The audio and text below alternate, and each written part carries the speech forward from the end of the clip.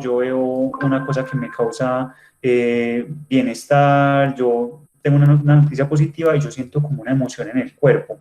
Cuando se consumen algunas sustancias, ese sistema se empieza como a deteriorar. Entonces, el paciente por sí solo, esa capacidad del disfrute, de encontrar pues como emoción en las cosas que hace, se encuentra a ver más deteriorado y es donde tiene que estar consumiendo física, pues ya es una dependencia física para que esto se exprese en el organismo y él pueda sentir bienestar. Ya no es psicológico, sino físico.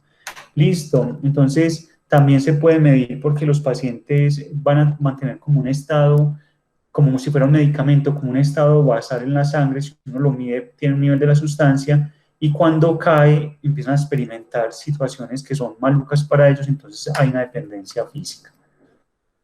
Bueno, el consumo de sustancias realmente no es algo nuevo.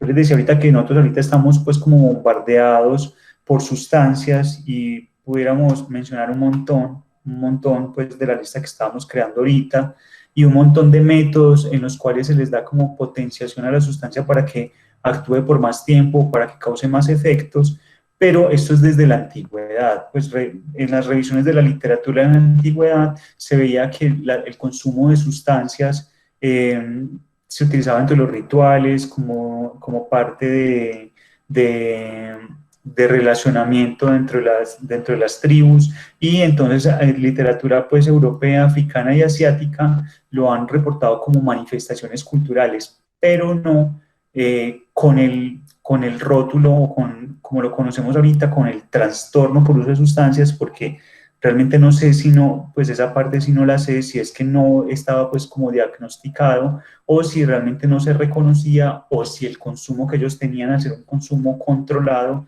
no llevaba a que los pacientes tuvieran pues como el trastorno por uso de sustancias, pero esto es lo que tenemos pues como para saber que es desde la antigüedad que se viene presentando pues como el fenómeno. Pero lo importante es que ya se reconoce como una enfermedad. O sea, dentro de los sistemas de clasificación de las enfermedades mentales se reconoce el consumo de sustancias como una enfermedad y como un problema de salud pública, porque vemos que primero trae costos, segundo trae comorbilidad o trae pues problemas a largo plazo en los consumidores.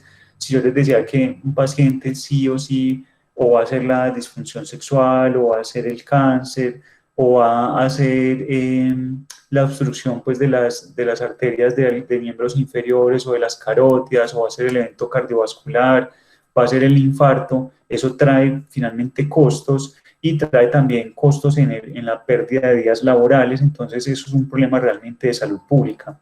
Y eso ha permitido que haya un incremento en el interés por parte pues como de muchas organizaciones, por parte de los sistemas de salud, para que se abra pues la investigación, se den aportes y se den como estrategias para tratar de solventar como esta problemática, como pues este gran flagelo que tenemos con el uso de las sustancias. Y en la magnitud del problema, y es algo pues que yo siempre he criticado, es que decimos, hay que pesar del borrachito como se quedó dormido, gas, ahí va el marihuanero, están en lo mismo. Entonces, el alcohol y el tabaco tienen un problema, es que está subestimada la magnitud del trastorno que crean, porque realmente vemos con la nicotina, el paciente hace síndrome de abstinencia, con el alcohol también lo hace, con el licor, ahorita les voy a hablar pues como un poquito de todas las cosas que hace en el organismo, y también la otra parte, la contraparte, pues esto es como muy normalizados, y la otra, las drogas ilegales, pues plagadas de mitos, de temores y de información incorrecta pues para acercarse a los pacientes. Y además de esto, el surgimiento de nuevas drogas, pues combinar la cocaína con ketamina, ponerla en una paila y crear el 2CB, el cocodrilo, pues un montón de drogas que se crean pues como incluso pues artesanalmente, entonces son pues como el surgimiento de todas estas nuevas drogas, lo que les decía ahorita, tratando de potenciar como el efecto que se busca pues en ellas. Hay 4 características importantes que le llevan a uno a pensar que alguien tiene un problema con el consumo de las sustancias. Entonces, lo primero que nosotros identificamos acá es la pérdida del control. Entonces la pérdida del control se refiere a que se consume la sustancia la mayor parte del tiempo o en mayores cantidades de las que se planeó. Entonces lo que les decía, siempre el organismo pidiendo más y siempre dándole más de la sustancia al organismo, se expresa un deseo permanente por terminar el consumo o por controlarlo, y puede haber múltiples intentos fallidos de parar o disminuir el consumo, y esa es la historia que siempre escuchamos: hay una pérdida del control y yo ya lo he intentado, ya llevo tantos días y tantos procesos en Carisma y tantos procesos en no sé dónde, y finalmente aquí estoy nuevamente.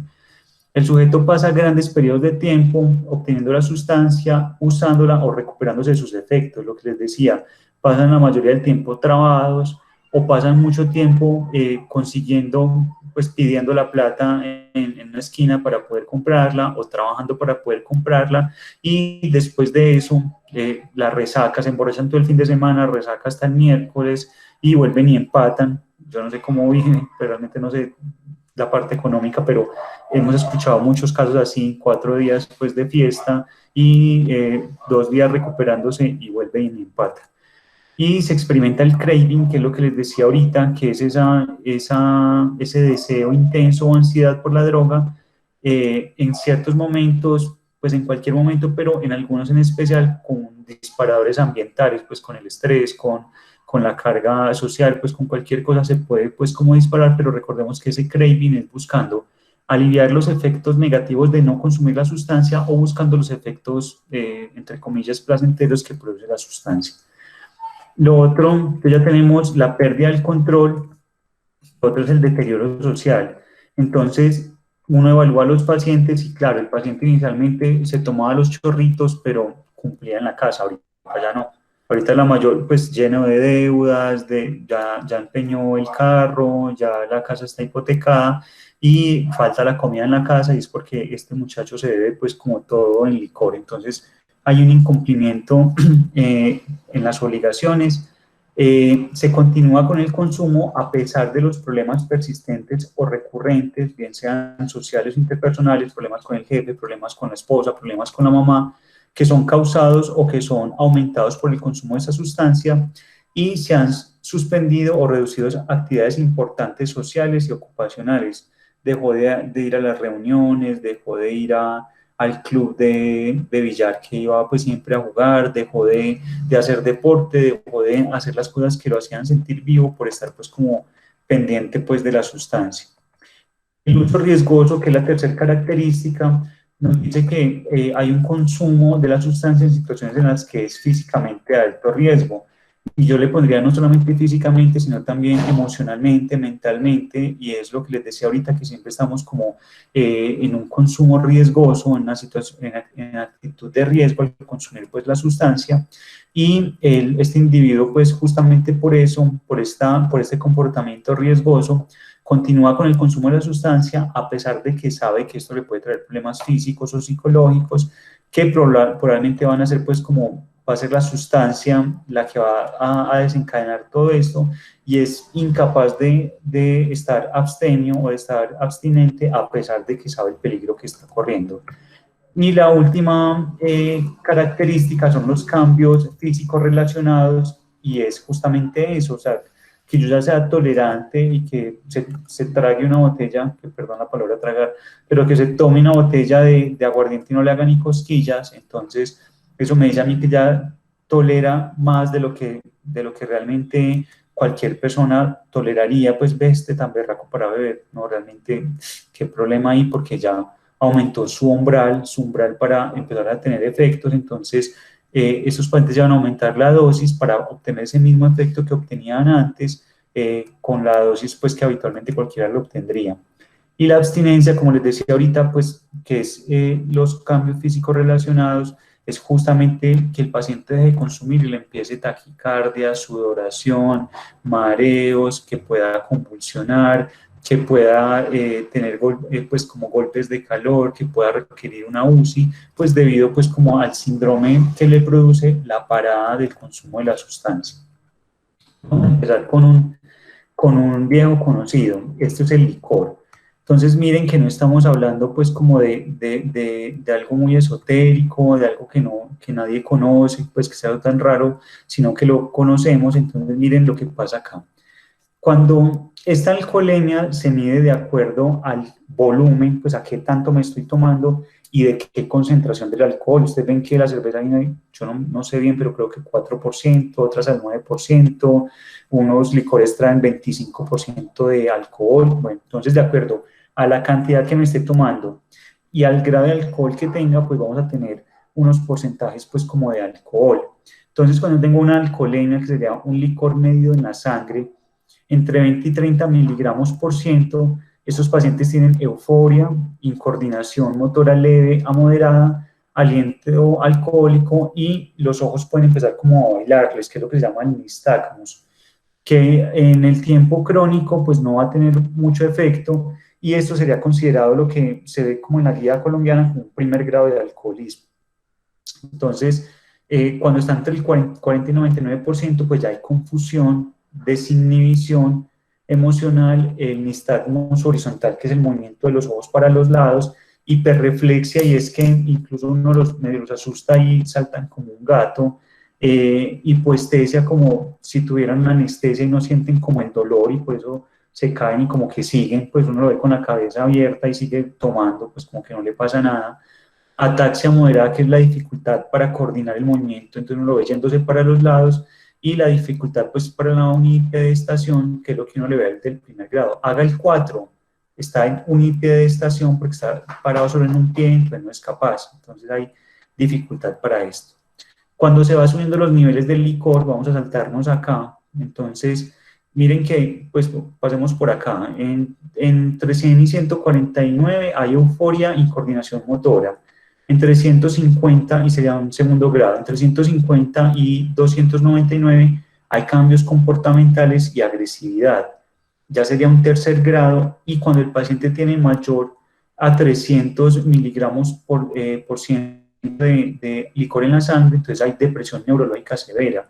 ¿A qué se refiere eso? Que incluso pudiera tener una falla ventilatoria porque su sistema nervioso está inhibido e incluso pudiera llegar pues como a que los el centro de la respiración también se vea afectado. Disartria muy marcada es que usted no le entiende nada de lo que está hablando porque la lengua está pegadísima. Hipotermia, pues se baja la regulación de la temperatura corporal, el pulso filiforme, o sea, un pulso chiquitico que casi no alcanzamos a sentirlo, amnesia, y le pasa pues mucho a los pacientes que tienen una cosa que llaman los blackouts, y los blackouts es que hay periodos de la borrachera que no recuerdan. Vos le preguntas, pero vení, vos estabas allí, le gastaste a no sé quién, y no se acuerdan por ningún lado. Imposibilidad para la marcha, ya no es capaz de caminar, hay convulsiones, pupilas midriáticas, o sea que están como una pepa abajo, pues la cosita negra del ojo está dilatada y no responde a la luz. Cuando yo le pongo la luz debería ponerse chiquita, pero no responde. Depresión cardiorrespiratoria, puede haber coma y puede llegar incluso a la muerte. Entonces miren que lo que uno decía, ay, esa bobadita, pues voy a meterme una borrachera todo el fin de semana, mira dónde puede llegar. Y les cuento que además de eso, hay una cosa que se llama el síndrome de Wernicke, hay otro que se llama la encefalopatía alcohólica, y hay otro que se llama la demencia alcohólica, y se ha asociado, en este caso de los alcohólicos, el síndrome de Wernicke a deficiencia en la tiamina. ¿Qué es la tiamina? Es un derivado pues o hace parte del grupo de la vitamina B y ayuda pues en las funciones mentales a través de las neuronas, a través del envoltorio de las neuronas, y cuando el paciente está tomando licor crónicamente, deja de alimentarse bien, el licor le produce calorías, entonces siente que no necesita comer, entonces se va desnutriendo, baja los niveles de tiamina, y esos niveles de tiamina bajos es lo que se conoce como el síndrome de Wernicke, donde el paciente pues, puede presentar estas alteraciones que estábamos hablando, incoordinación motor, ataxia pues, en la marcha, confusión y el nistagmus, y que si eso no se corrige, el paciente puede presentar una encefalopatía, o sea, se inflama el cerebro. Y esto puede llevar al paciente a que tenga unos cambios importantes, incluso pues puede llegar a una cosa que se llama la demencia alcohólica, y la demencia alcohólica es que el paciente le pasa como si tuviera Alzheimer, empieza a olvidar eventos de su vida, pues dice que conserva islas de memoria, pero empieza a perder recuerdos de su vida, empieza a borrársele el cassette, como diría uno, y es una demencia debido a que por un tiempo largo usó el alcohol y esto deterioró pues como los niveles de tiamina, no se corrigió a tiempo en el síndrome de Wernicke y lleva a que el paciente pues tenga como esta demencia alcohólica, que las demencias ya son progresivas y ya pues el paciente va a quedar pues como con esta condición. Bueno, pasemos a otro viejo conocido y es la nicotina. Que la nicotina, ¿dónde la encontramos? A ver quién está por acá, doña Silvia, ¿dónde encontramos nicotina?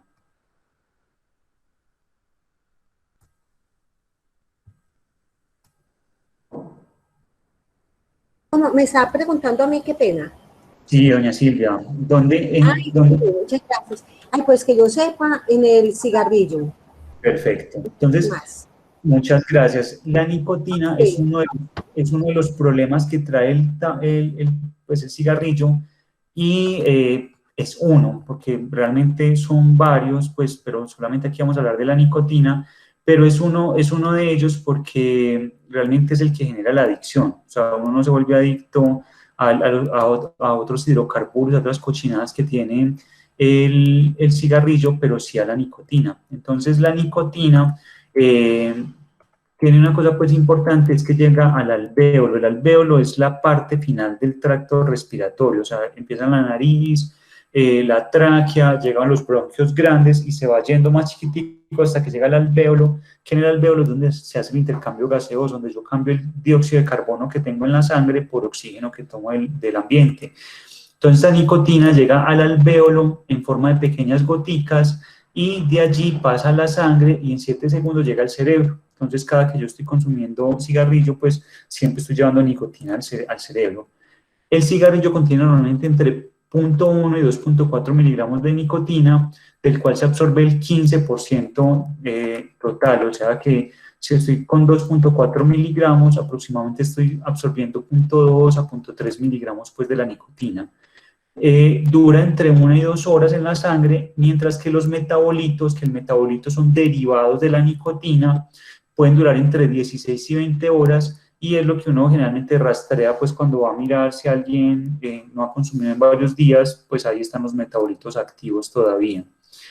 Eh, entonces, las sustancias que están en el humo del tabaco, a las cuales ya todos sabemos, y esto es cuento que ya hemos escuchado muchas veces, pero que no sobra recalcarlo, que esas sustancias tienen un mayor poder de generar cáncer en los pacientes. Entonces, además de la nicotina, entonces están los hidrocarburos aromáticos, las nitrosaminas y las aminas aromáticas, y mire que también hay cadmio y polonio, pues cadmio y polonio que lo vemos en la tabla periódica, pero que se nos los podemos fumar en un cigarrillo y esto va pues si uno tiene polonio, que no debería tener, pues si yo le mido el polonio a usted, nadie debería tener polonio, pero fumando cigarrillo, pues entonces ahí está el polonio en la sangre. Entonces, esto es lo que tiene la nicotina. Vemos que realmente llega al cerebro, vemos que realmente dura algún tiempo el efecto de la sustancia y vemos que además de la nicotina, pues hay otros compuestos que, aunque no generan la adicción, sí, pues, sí son potencialmente carcinogénicos. Entonces, uno que tiene que tener en cuenta con la nicotina, y es que yo no sé si todavía estará, pero hasta donde la última vez que había revisado el tema, era la primera causa de muerte prevenible en el mundo. O sea, si yo no fumo, no me muero, pero si fumo, me muero, pues tengo el riesgo de morirme, y entonces la gente no fuma, entonces se sigue muriendo, entonces es el principal el factor de muerte por causa prevenible. Y dentro de las causas secundarias sería como el segundo. Estos son los pacientes que no fuman, pero viven con un fumador, entonces ellos también pueden llegar a enfermarse y son pues como unas causas secundarias ahí de mortalidad que es prevenible. Entonces miren que son 6 millones de muertes anuales. Entonces, además de eso, la nicotina puede llegar a ser tan adictiva como la heroína, entonces tenemos pues ahí desmitificamos eso, pues hay tan bonita la señora de allí de la tienda, como es de amable, que está fumando un cigarrillo, gas el bazuquero, pues pueden llegar a ser tan adictivos los dos. Las principales enfermedades producidas son cáncer, y cáncer podríamos empezar desde arriba, desde la boca, desde la tráquea, pulmonar, cáncer de estómago y muy grande cáncer de vejiga. Cuando ustedes después hacen el ejercicio, fulanito le dio cáncer de vejiga, la pregunta que uno hace es, ¿fumaba? Sí, cáncer de vejiga está asociado con el tabaquismo. Enfermedades pulmonares y cardiovasculares, pues ya sabemos de la enfermedad pulmonar obstructiva crónica, donde el paciente pues tiene disminuida la capacidad de intercambiar el oxígeno, y enfermedades cardiovasculares porque eso también altera el óxido nítrico del cigarrillo, altera los vasos, entonces me va causando vasoconstricción y puedo tener pues como los infartos. El tabaquismo pasivo, que es lo que les decía, ahorita usé más la palabra, dije secundario, pero es pasivo, responsable de enfermedades no fumadores. Entonces yo cuando hacía crecimiento y desarrollo con los niños le decía al abuelito fumador, pues vea, para usted poder tocar el niño, tiene que haber sido que fumó en el parque, a 4 cuadras de acá, que cuando llegó se bañó, se quitó la ropa, se lavó la boca y esperó 2 horas para poderlo coger. De resto no vaya a tocar el niño, porque es una causa de enfermedad también en cualquiera de nosotros. O sea, vivir con un fumador es estar expuesto también como al mismo riesgo. Hay algunos test pues, que se utilizan, que ahorita no son como importantes, pues que los veamos acá. Existen, es claro, y eso es importante, y es que como enfermedad hay medicamentos para el tratamiento de la dependencia. Entonces hay, por ejemplo, el chicle de nicotina, los parches, algunos spray nasales. Dos que usamos mucho como medicamentos como son el bupropion y el champis, la vareniclina. Y otra cosa que uno dice, ves que no, ya me cambié a cigarrillo eléctrico, la panacea, pues, o estoy vapeando o con la narguila, ve la maravilla porque no me va a dar cáncer. Pues sí, pues sí, no está exento pues de los efectos adversos, y realmente la Organización Mundial de la Salud no lo recomienda como una estrategia para dejar de fumar. Para dejar de fumar están los parches, la psicoterapia, los chicles, la vareniclina, el bupropion, pero no está pues realmente recomendado pues que me cambie de un cigarrillo normal a un cigarrillo electrónico, no. Esto que ven acá, voy a saltar pues a otro, y es lo que hablan ahorita, ven que es que yo conozco la perica, conozco la bazuca, conozco la cocaína, pues estamos hablando de lo mismo. Entonces miren acá, lo que les decía ahorita, cómo los productores van buscando potenciar el efecto de la sustancia, de modo que vaya siendo como más, entre comillas, estragos, porque ellos realmente están buscando que sea más adictivo, pero entonces los estragos que va generando. Si yo cogiera una hoja de coca, que es lo que hacen las tribus, yo creo que por ahí también lo de la dependencia, pues porque el taita lo que hace es mascar la hoja de coca, o hacen infusión con la hoja de coca, o hacen té de coca, pero con la hoja de coca. Miren que acá la concentración de cocaína es del 0,5 al 1,5%, o sea, realmente, aunque es bajita y tiene una duración entre 30 y 60 minutos del efecto que puede producir la coca, tiene una vía de administración oral y no tiene riesgo de dependencia, porque como es tan bajita la concentración, no va a causar dependencia. Entonces aquí viene ya la industria cocalera. Entonces le ponen químicos, querosene, bases alcalinas, ácido sulfúrico, gasolina, entre otras sustancias, petróleo, y entonces obtienen la pasta de coca. Cogen la hoja de coca, le ponen todo eso y obtienen la pasta de coca. Y la pasta de coca, mire que ya pasamos de tener 0,5 a 1,5 a tener entre 40 y 85% de cocaína en lo que se esté consumiendo, y la duración es poquita, 5 a 10 minutos, la vía de administración es fumada. Entonces aquí estamos hablando del bazuco, es fumada y desarrolla dependencia, sí. Vemos que muchos de los que consumen bazuco ahí se quedaron pegados.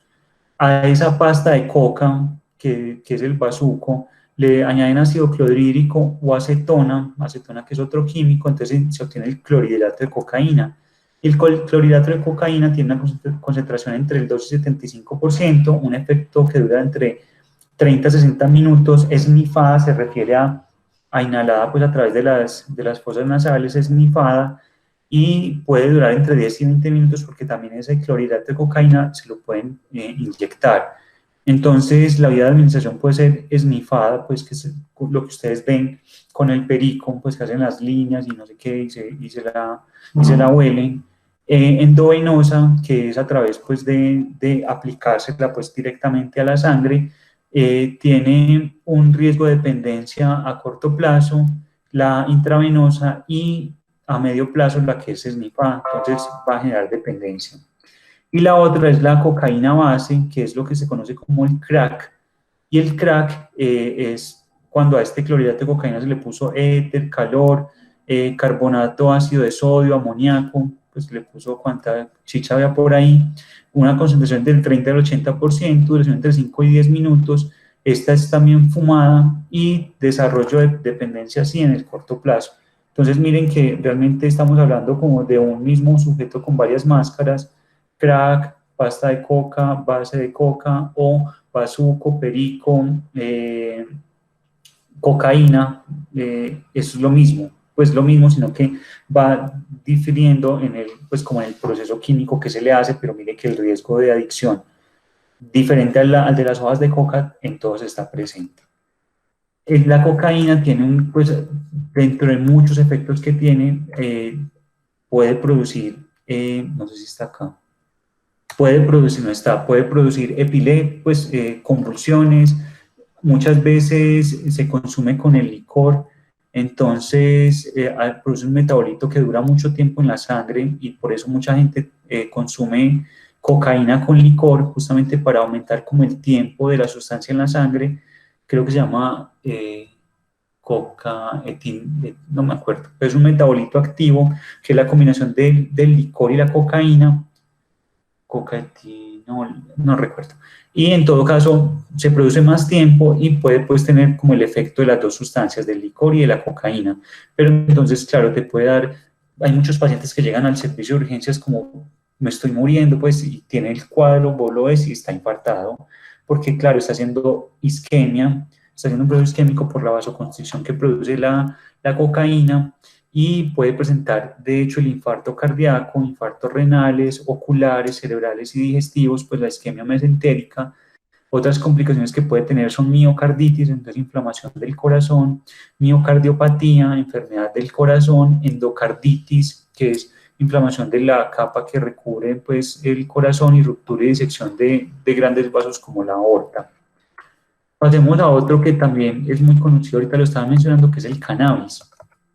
El cannabis, pues es una planta que tiene sustancias psicoactivas en todas las partes, excepto en la parte de las semillas, pero es preferido como el efecto que producen las flores, creo que sí, las hojas, perdón, y los extremos florecidos, sobre todo de la planta hembra, que son las que tienen más contenido de THC y de CND y de cannabidiol. También hay otros como la cripa, cripio crespa, que son también unas formas de marihuana, pero que ya se producen como por unos medios diferentes, se producen en las terrazas, se producen en cultivos en agua, o mediante el uso pues de algunas semillas que solo produzcan pues como plantas hembra, y hacen pues que esto tenga pues como una mayor productividad si solamente estoy cultivando pues como semillas hembra. Entonces, esta es la marihuana, viene de la naturaleza, pero no por ser natural es inocua. ¿Qué hace en un estado agudo de intoxicación? Pues, o sea, recién se ha consumido.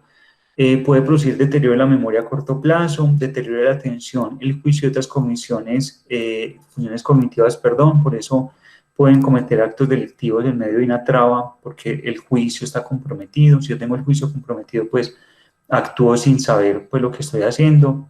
Deterioro de la coordinación y el equilibrio, aumento en el ritmo cardíaco, y puede producir, esto es muy importante, episodios psicóticos. Hay muchos pacientes que llevan al mental, al San Vicente, a SAMEI, por un episodio psicótico que se llama exotóxico, porque es producido no porque su organismo en ese momento ya se haya desequilibrado, sino porque al consumir una sustancia pues lleva a que se produciera el episodio psicótico.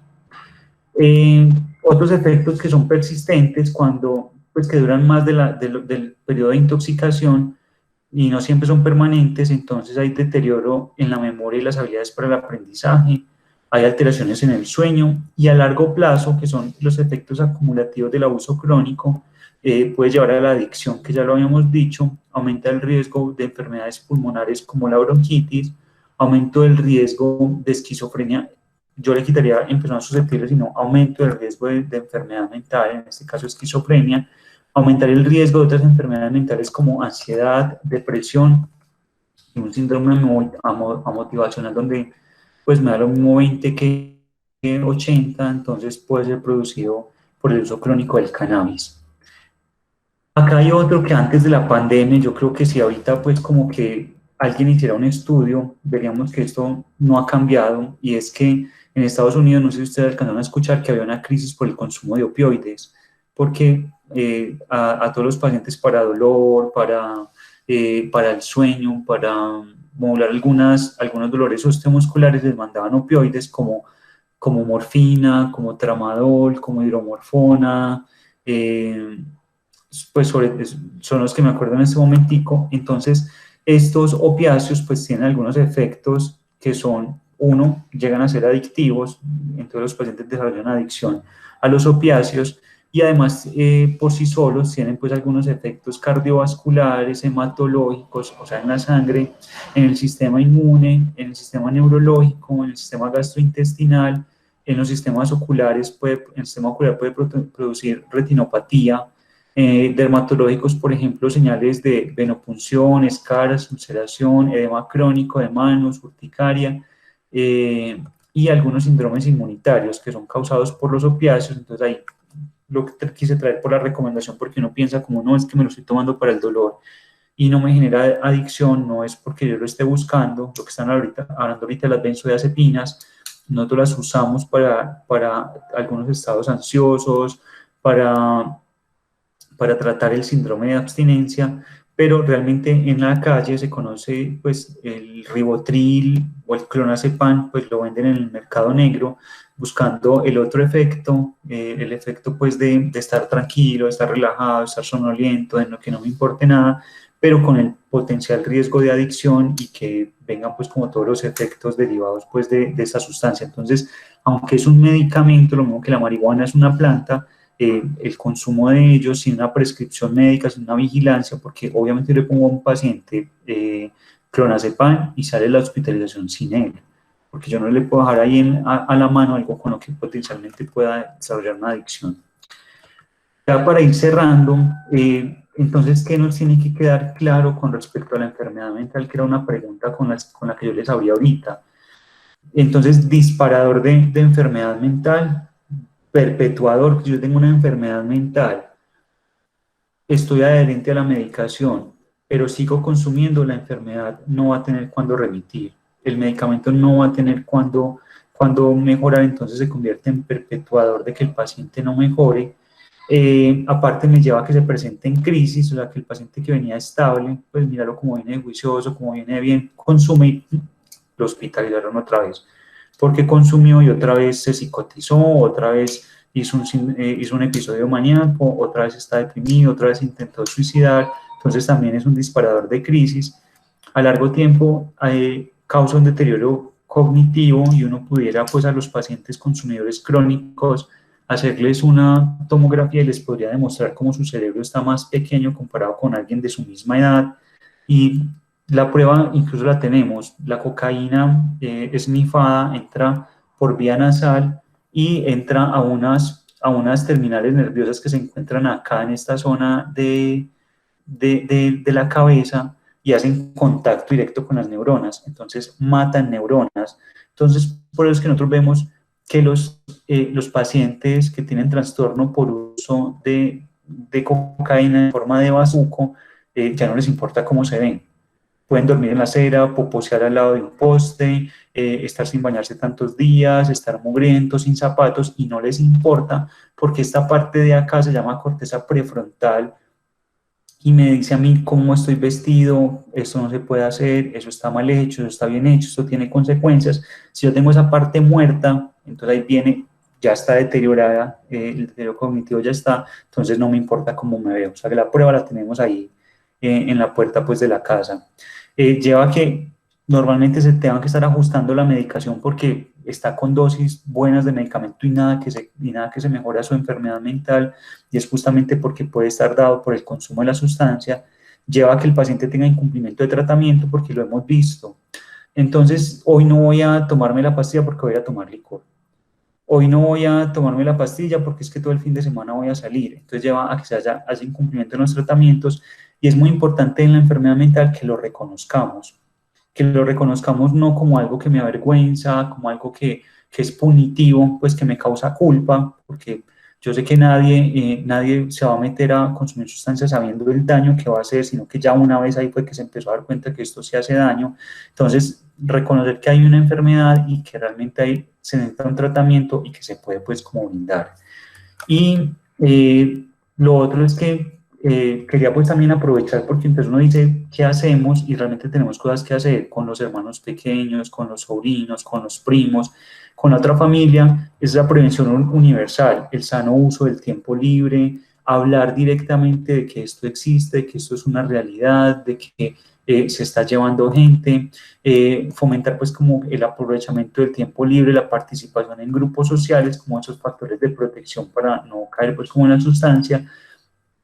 Las selectivas ya son como en esos pacientes que uno siente que pudiera haber un mayor riesgo de consumo de la sustancia, pues hacer como esa prevención en este tipo de pacientes, y la indicada es en el paciente que ya tiene determinado un consumo o uso de sustancias y donde es necesaria una intervención y tratar de hacer la reinserción social con estos pacientes, buscando las técnicas psicológicas, farmacológicas cuando son necesarias, y el apoyo social pues para ayudar en esa reinserción en la sociedad. Esto es lo que yo les decía, miren que es que no es tan sencillo como uno pensaba, pues como, ay no, es que doctor, es que está consumiendo sustancias, eso enciérrelo y ya, pues eso guárdelo pues unos días y ya, no. Mire lo que tiene que haber en estos pacientes, una acogida, pues una abrirles en los espacios, pues en los centros de atención, la evaluación de estos pacientes, y no solamente en el ámbito individual, sino familiar y social,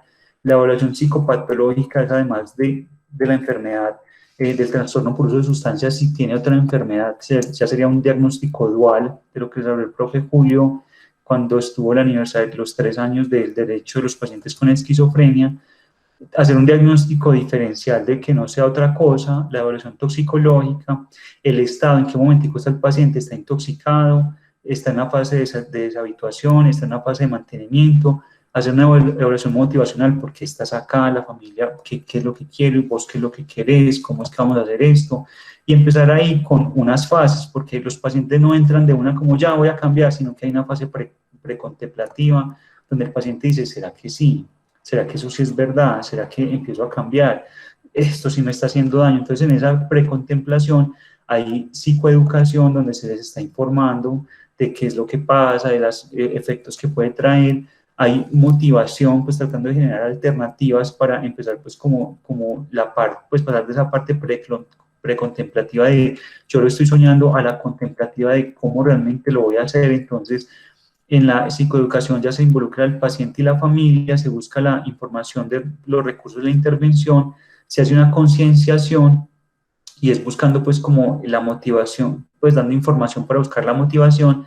Ya se pasa a la parte de preparación, buscando los recursos que tiene el paciente, haciendo la intervención en crisis y la acción, entonces ya las estrategias de contención, el manejo del craving, la prevención de recaídas y por último el mantenimiento, porque vemos que muchos pacientes caen o recaen, perdón, porque no tienen como esas estrategias de mantenimiento. Entonces, ¿cómo se hace la prevención de recaídas? Y ahí, por ejemplo, algo que yo valoro muchísimo, Alcohólicos Anónimos, una red terapéutica donde ellos se están encontrando semanalmente, donde se están reforzando, donde se están buscando pues como estrategias para evitar recaer. Entonces se gestiona el estilo de vida a través de hábitos, actitudes. Ellos por eso tienen los 12 pasos, tienen no sé qué, porque es justamente buscando unas actitudes y unos hábitos frente a la enfermedad. Buscan coordinar con otros recursos como la asistencia social, legal, laboral y educativa, que busca finalmente reintegrar a los pacientes como a la parte social. Y ya como para terminar esta parte mía, entonces, yo concluyo con esto: necesitamos identificar que realmente es un problema y que realmente puede estar ahí en nuestros pacientes, que es una comorbilidad médica, como cuando uno tiene hipertensión, diabetes y enfermedad renal e hipotiroidismo.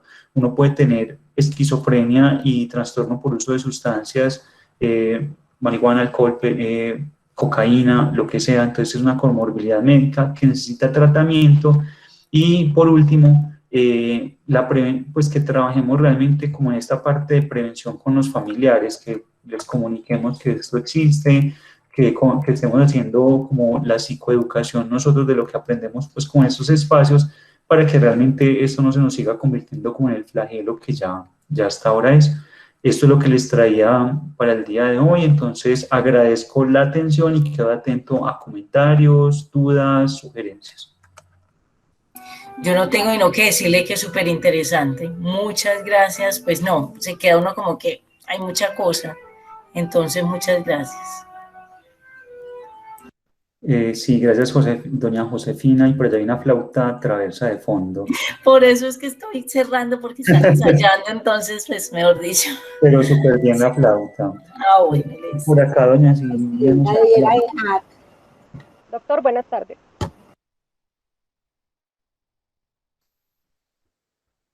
Silvia, hasta un momentito hablo una cosa. Doctor, yo le pregunto algo.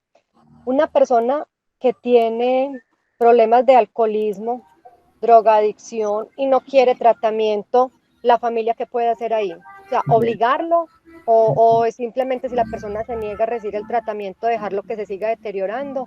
¿O qué puede hacer uno? En esa parte, doña Diana, tocas un tema que es muy, muy álgido y, y yo lo tomo desde varios puntos. O sea, ahorita ya estábamos viendo que es que hay una dependencia. O sea, yo no quiero dejar eso porque es que esto es lo que me produce bienestar, como nos decía Jonathan al principio. Es una estrategia mal adaptativa, que si hubiéramos aprendido la estrategia de meditar mejor, o de consultar, o de salir a caminar, o de hacer deporte, pues no estaríamos hablando de esto, sino que es una estrategia mal adaptativa. Segundo, ya hay una dependencia por parte del organismo. Si le bajamos la dosis, entonces va a sentir los efectos. Y lo otro ahí importante es de dónde parte el cambio. Es muy diferente si me montan en un carro y me llevan a pasear a la fuerza, así yo planeo el paseo, empaco la coca, empaco el gorro de natación, empaco todo porque quiero ir al paseo. Es muy diferente la forma en que se va a afrontar y el éxito que va a tener. Ahí lo que toca seguir haciendo son las estrategias psicológicas. Y yo ahí te sugeriría que buscaran, porque realmente sea quien sea el miembro de la familia, eso está causando, ya lo veíamos ahorita, un estrago en la familia. Entonces, yo que buscaría en eso es: vení, vos sos miembro de esta familia, nosotros te queremos, nosotros queremos un cambio, vos no lo querés, vení, escuchemos una opinión, tengamos una cita de terapia de familia, tengamos una cita con psicología y miremos. Y es que no te voy a pedir que dejes de tomar mañana, vamos a empezar a negociar cosas, porque uno también a veces en esto se dan como oportunidades para uno también ir negociando. Entrar a la terapia y empecemos a negociar qué cosas podemos ir cambiando en el hogar, qué cosas de pronto son tan molestas para vos que te han llevado al consumo de la sustancia, en este caso del licor y del tabaco. Entonces vení, ¿cómo podemos ir moldeando esto?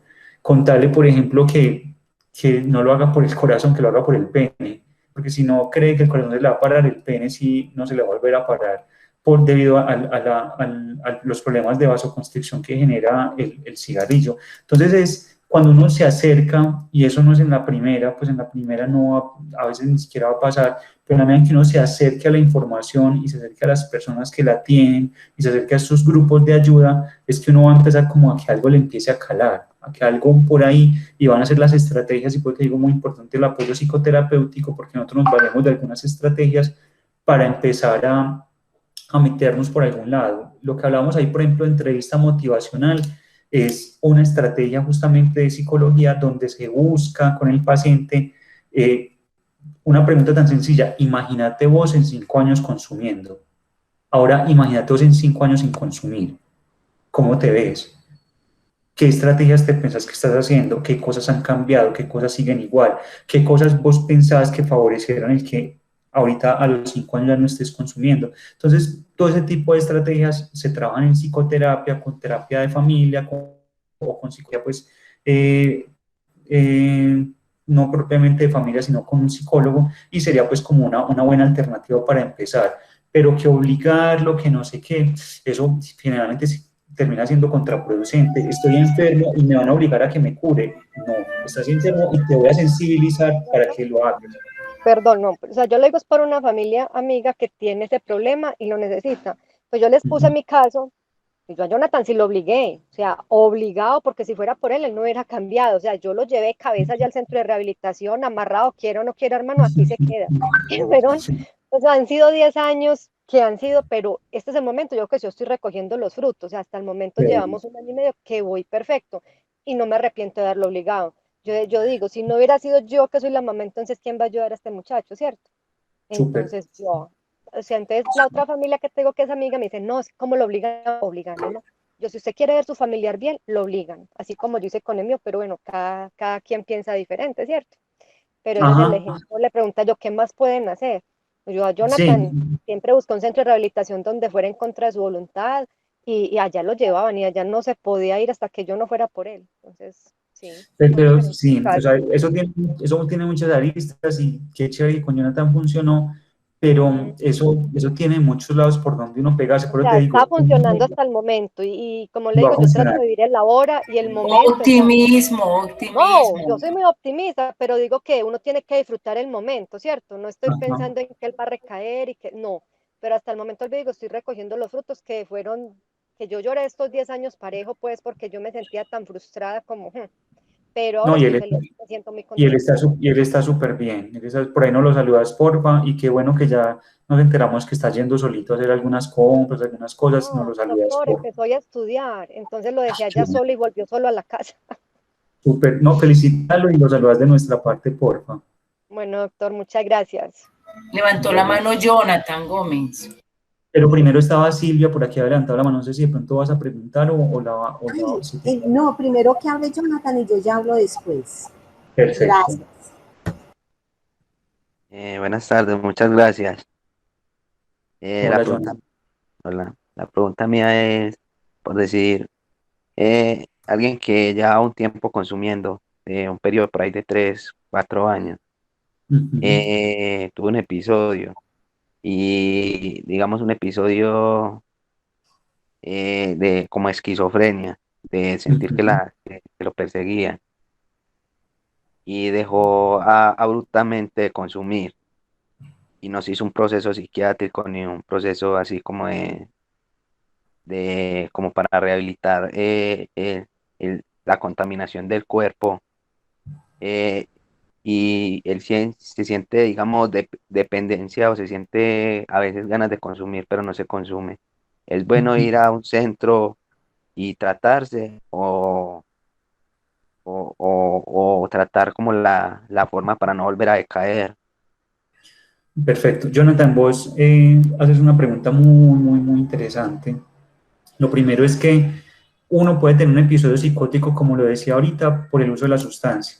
Y uno le quita la sustancia y se mejoró. Entonces me contabas, el paciente suspendió el consumo y se mejoró. Entonces uno dice, muy probablemente fue la sustancia la que se lo produjo y muy probablemente este paciente va a estar bien, tiene buen pronóstico. ¿Qué ve uno en la práctica real?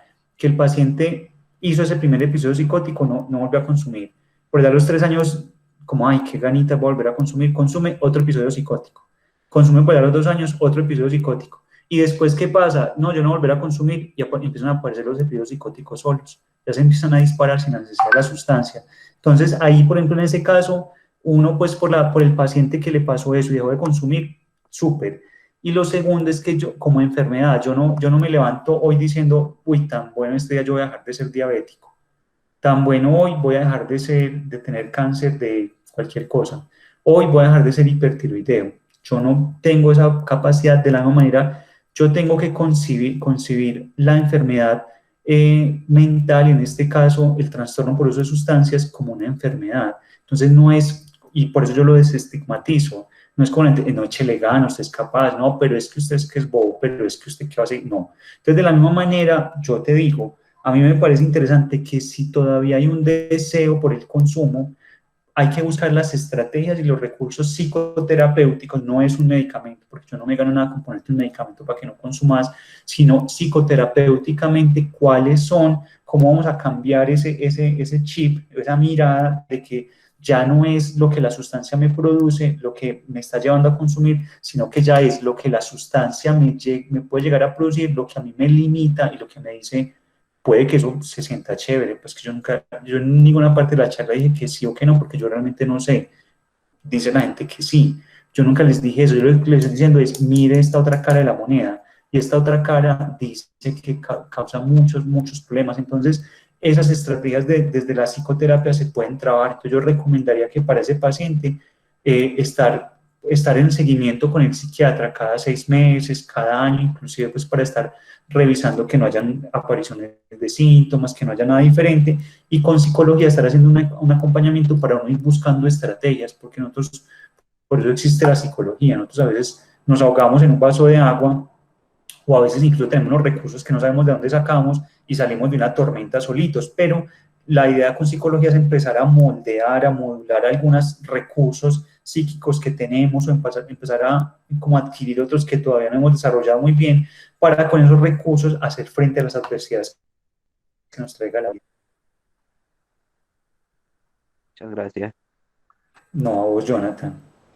Ay, bueno, entonces ya ahora sí, doctor José David, antes que todo, muchísimas gracias, porque es que, verdad que escucharlo y saber de que esto queda grabado es algo grandioso para la comunidad, porque tiene una claridad en expresar las cosas que, verdad que todos, sabiendo que somos legos en la materia, y nos queda supremamente claro. Entonces, verdad, infinitas gracias por esas charlas. Es una colaboración social inmensa. No, Yo gracias, tenía... gracias a usted por las flores y no me tire tantas que me las voy a creer. Gracias por las flores. No, sí, me da pena decírselas, pero es que verdad que es como para reafirmar la importancia de que qué rico que quede grabado, porque no obstante acá estamos pocos, sé que a futuro quien pueda acceder va a tener una orientación muy buena. Verdad, me disculpa por las flores, pero sí. Muchas gracias. Bueno, yo tenía una inquietud inicialmente como la de Diana, porque pues cuando uno ve problema de la adicción, de todo lo que usted estaba diciendo, uno ve como dos componentes, uno que es como físico sobre los órganos, y otro que es, yo no sé cómo llamar eso porque es como del mundo sutil, porque es que se habla de la concentración, del juicio, de la memoria, de la voluntad. Entonces, piensa uno realmente, pues lo primero que comienza a fallar estaría más como por este campo como sutil, ¿cierto? Porque son los problemas los que muchas veces llevan como a esa adicción, a no ser que hayan como componentes hereditarios o algo así. Entonces, pues, como qué tan importante ese tema educativo que le evite a uno llegar a esos extremos a que realmente llegan, porque tengo entendido que la persona tiene que llegar a tocar fondo para tomar una decisión, lo que ocurre con Alcohólicos Anónimos, ¿cierto? Allá ya la persona cuando llega ya es porque realmente ha tenido experiencias como muy duras.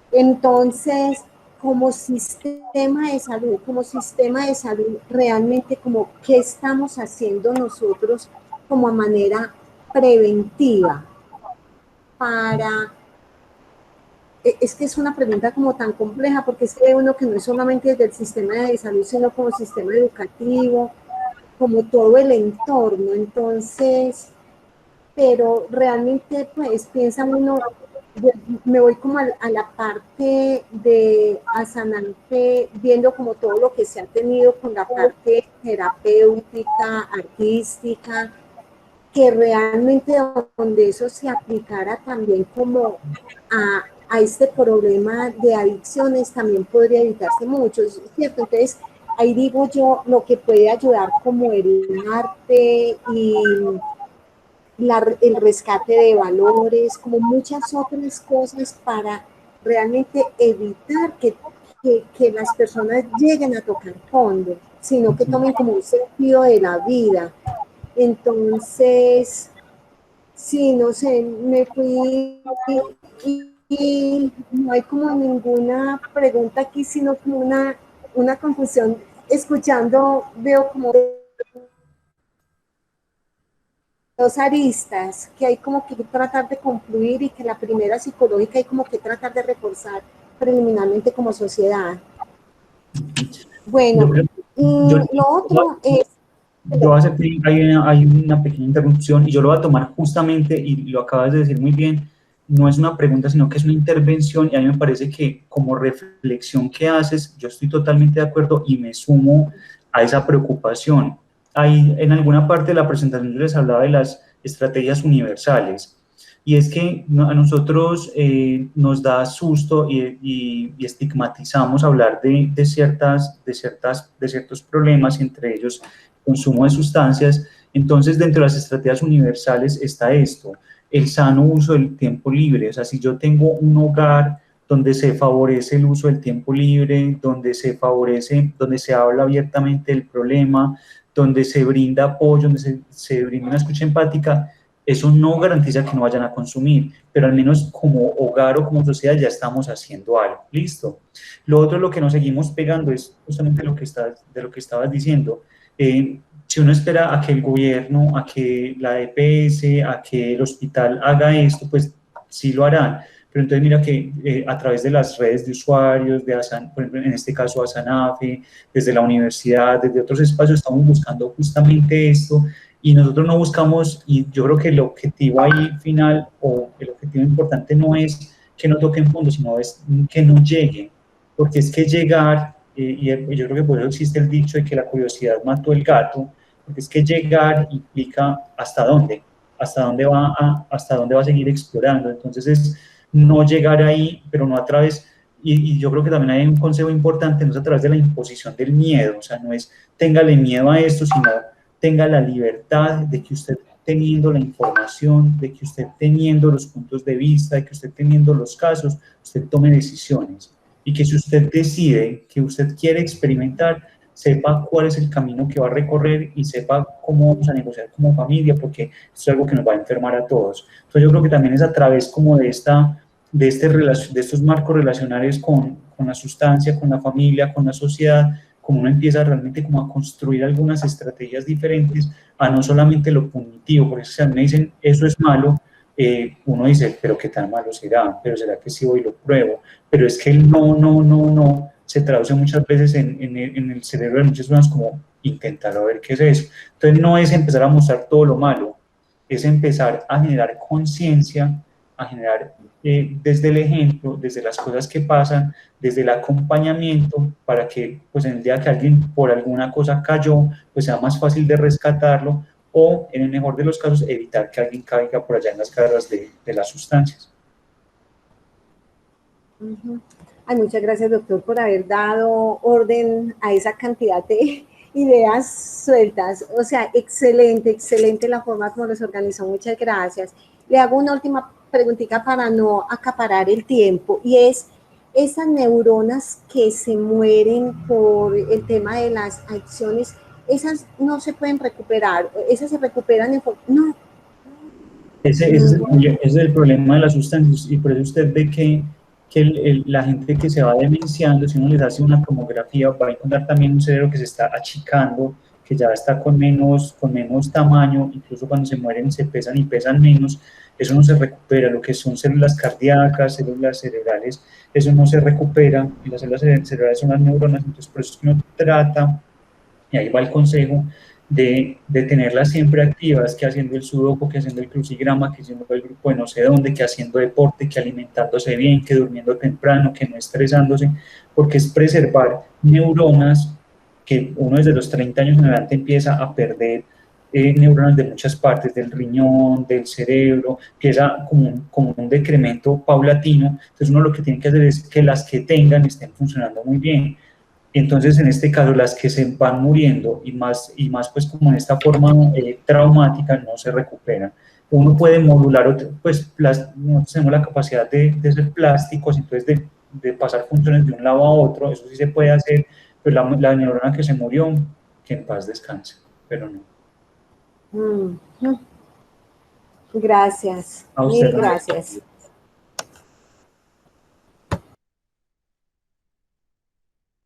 Bueno, yo aprovecho para decir que gracias también. De hecho, cuando estás respondiendo una pregunta, aclaras otras dudas que a uno le van surgiendo de esa otra pregunta que se hizo, entonces muy bacano. Muchas gracias. No sé si alguien más tiene alguna otra pregunta, doña Alicia, doña Amanda, doña Astrid.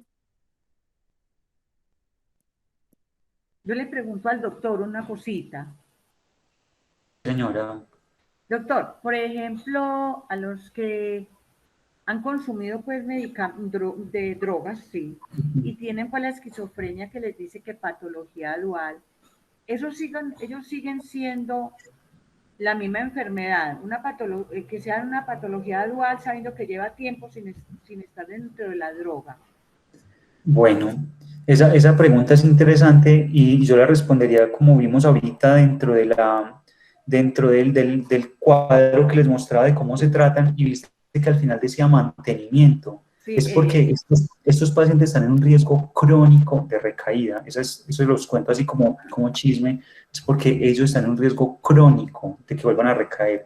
Y por eso es que van a Alcohólicos Anónimos, y por eso es que están en todas las partes, por eso están en Narcóticos Anónimos, y por eso están con nosotros, porque hay un riesgo crónico de que en algún momento caigan. Entonces, claro, yo lo manejo como se sigue manejando patología dual, porque ya tuvieron el consumo se relacionó con la enfermedad, y en este momento están en una fase de mantenimiento, una fase de abstinencia, afortunadamente, que queremos perpetuar pues todo lo que sea posible.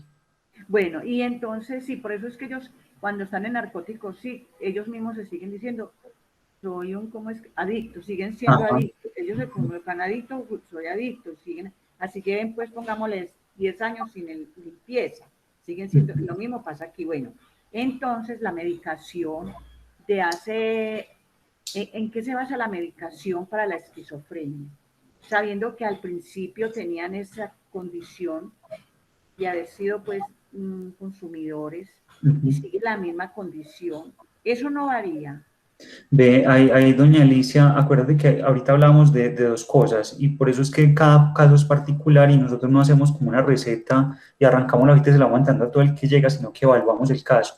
Entonces, muy probablemente en este caso fue un paciente que hizo una psicosis por el consumo, pero después ya se vio que incluso sin el consumo, lo que decía ahorita, disparó la enfermedad. La tenía por allá dormidita, la despertó y ya está la enfermedad en esta persona.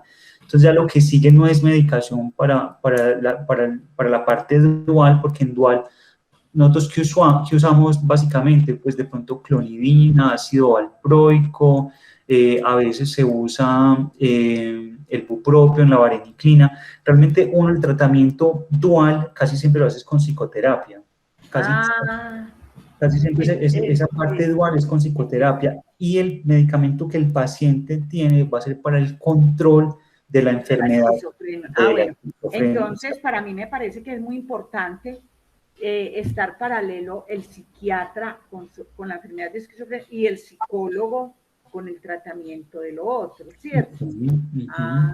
Que no se usa. Exacto. Y era lo que yo le contaba ahorita a Jonathan, porque lo que uno hace con los psicólogos, pues yendo a algunas sesiones, es justamente eso. Busqué la droga como un mecanismo de afrontamiento de problemas. Pues no, vamos a buscar otros mecanismos de afrontamiento de problemas. Tengo la necesidad de consumir, pues vamos a evaluar realmente a qué llama más necesidad y realmente cómo puede el organismo comportarse frente a un nuevo consumo, qué puede pasar. Eso es lo que se hace con psicología. Sí, pero no sé, eso no se está trabajando paralelamente y a mí me parece que en esos dos conceptos de enfermedad se debiera de hacer, cierto, porque es que ellos sí pueden tener su condición de haber dejado, pero mire lo que usted dice, le sigue como, no sé, yo digo que... No, es básicamente un riesgo crónico y con eso, por eso lo digo como muy en secreto, porque no es para que uno se alarme y piense, ay, ya mañana va a consumir, no, es para que uno sepa que ese chance está por ahí, pues eso es está activo, mejor dicho, está activo. Está por allá en el aire y que en algún momento pudiera volver a pasar. Puede aprender. Exacto, pero mucho también de esa prevención se hace también en la parte de psiquiatría, muchas en la última parte de la consulta, uno vuelve y les insiste en la parte del consumo de la sustancia, uno les refuerza positivamente, mira todo lo que ya sin consumir, cómo has estado de bien, mira que hemos podido medicamento, mira que no te hemos tenido que volver a hospitalizar, y eso, no lo creas, doña Alicia, eso es un refuerzo positivo y eso actúa dentro de la parte psicológica. Entonces me dice a mí, tan bacano, o sea, estoy logrando las cosas y lo único que tuve que hacer fue no consumir, voy a seguir así. Entonces ya se hizo esa intervención en la parte del paciente. Para ellos es muy importante la carreta que se les, por decir, pues cierto, esa carreta es muy, les llega a ellos muy al fondo, o sea, lo que usted acaba de decir, tan bueno que estoy, ve la doctora lo que me dijo. Ah, bueno, doctor, muchas Total, gracias. total. Sí. A usted, doña Alicia.